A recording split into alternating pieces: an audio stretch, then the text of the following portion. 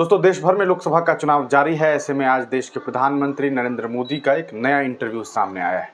प्रधानमंत्री जी इस चुनाव में जम करके इंटरव्यू दे रहे हैं। हालांकि वो इंटरव्यू अपने लोगों को दे रहे हैं, अपने चहेते लोगों को दे रहे हैं, उन लोगों को दे रहे हैं जो दिन भर मोदी जी का गुणगान करते रहते हैं।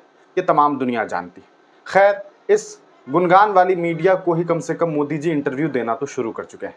ऐसे में आज इंटरव्यू के दौरान उन्होंने एक बात कही कि वो मुसलमानों से उनका बड़ा पुराना रिश्ता रहा है।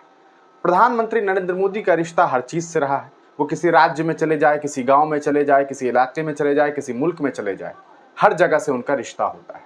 यकीनन वो रिश्ता ढूंढते ज़्यादा हैं और इसी वजह से उन्हें रिश्ता मिलता भी। कभी कभी वो ये देखते हैं कि घोड़ा जो है उसकी घोड़ी कहाँ की थी, तो इस तरह की भी बातें होती हैं। खैर, इस पर ज़्यादा बात नहीं करेंगे। अभी बात करेंगे कि प्रधानमंत्री मोदी ने मुसलमानों को लेकर के क्या बात कही है। प्रधानमंत्री नरेंद्र मोदी कहते हैं कि उन्होंने मुसलमानों को लेकर के कोई बात नहीं की, उन्होंने मुसलमानों पर कोई टिप्पणी नहीं किया, वो हिंदू मुसलमान नहीं करते हैं। ये बात जब देश के प्रधानमंत्री कह रहे थे, रूबिका लियाकत से जब वो ये बात कर रहे थे, तब मुझे याद आ रहा था प्रधानमंत्री मोदी का वो भाषण जब वो ये कह रहे थे कि मुसलमानों को, घुसपैठियों को जो ज़्यादा बच्चे पैदा करते हैं, इन तीन शब्दों को प्रधानमंत्री ने एक साथ कहा था। इन तीनों को एक साथ जोड़ने की कोशिश की गई थी और तीनों को एक साथ जोड़ा। लेकिन बाद में आज देश के प्रधानमंत्री नरेंद्र मोदी ये कह रहे हैं कि हमने मुसलमान का तो नाम ही नहीं लिया था।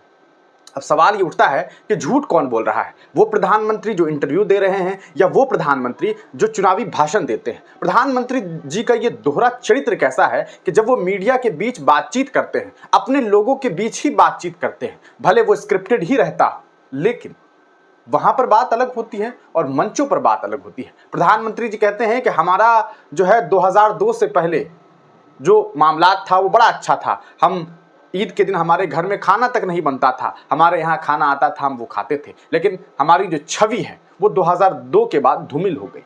प्रधानमंत्री मोदी जी को सोचना चाहिए कि आखिरकार ये छवि 2002 के बाद धूमिल कैसे हो गई। क्यों प्रधानमंत्री नरेंद्र मोदी की ही छवि ऐसी धूमिल हुई, ये सोचने का विषय है।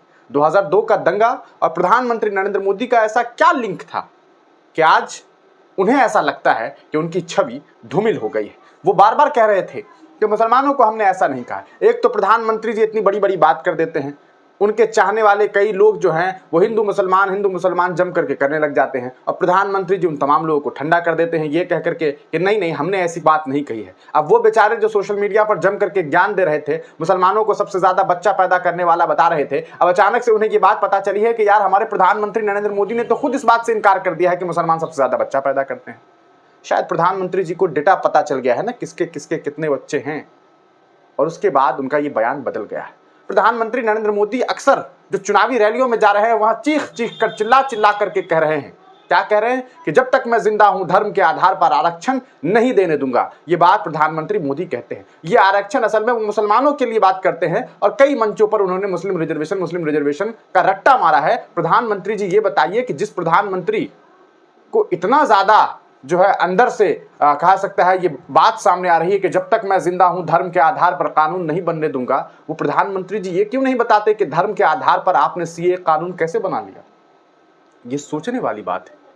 प्रधानमंत्री नरेंद्र मोदी कई मंचों पर जाकर के कह रहे हैं कि कांग्रेस कहती है कि मुसलमानों को जो है वो रिजर्वेशन दे देगी, मुसलमानों को आपका सोना छीन करके दे देगी। प्रधानमंत्री बगैर नाम लिए कई बार ये कहते हैं कि कांग्रेस के जो वोटर्स हैं, जो उनके चाहने वाले हैं, उनके बीच में आपकी संपत्ति दे दी जाएगी, आपके मंगलसूत्र को छीन लिया जाएगा। एक तो प्रधानमंत्री जी को लगता है कि देश का हिंदू इतना कमजोर है कि अपनी बीवी, अपनी बेटी, अपनी माँ के मंगलसूत्र का हिफाजत भी नहीं कर सकता है। इतना कमजोर समझते हैं, इतना डरा धमका करके रखा गया है देश के हिंदुओं को। सोचिए, इतने ज्यादा लोग हैं, 85% 80% हिंदू भाई हैं देश में, उन्हें डराया जा रहा है। गजब का लॉजिक है और उसके बाद सफाई दी जा रही है। आज तो देश के प्रधानमंत्री जी एक मीडिया कर्मी को इंटरव्यू देते वक्त उनकी आंखें भी नम हो गई, वो रोने भी लगे। प्रधानमंत्री जी 10 साल आपने काम किया है, 10 साल आप प्रधानमंत्री रहे, रोने क्यों लग जाते हैं? क्या जरूरत है आपके रोने की? प्रधानमंत्री हैं आप इस देश के, और भी अन्य मुल्क में कई सारे प्रधान सेवक हैं, कई सारे प्रधानमंत्री राष्ट्रपति हैं, वो तो ऐसे नहीं रोते। ये क्या तरीका है? ये सोचने का विषय है। प्रधानमंत्री जी कहते हैं कि मैं बचपन में मुस्लिम परिवार के बीच रहा हूं, मेरे कई दोस्त मुस्लिम हैं, मगर 2002 के बाद मेरी छवि खराब कर दी गई। ये प्रधानमंत्री मोदी जी कह रहे हैं। मोदी जी, आप हर मंच पे जाकर के मुसलमानों की छवि को खराब कर रहे हैं। आपने कई मंचों से जाकर के ये बात कही है कि मुसलमान घुसपैठिए, ज़्यादा बच्चे पैदा करने वाले। क्या आप तमाम लोगों ने इस वीडियो को देखा था? क्या देश के प्रधानमंत्री के इस बयान को आपने सुना था?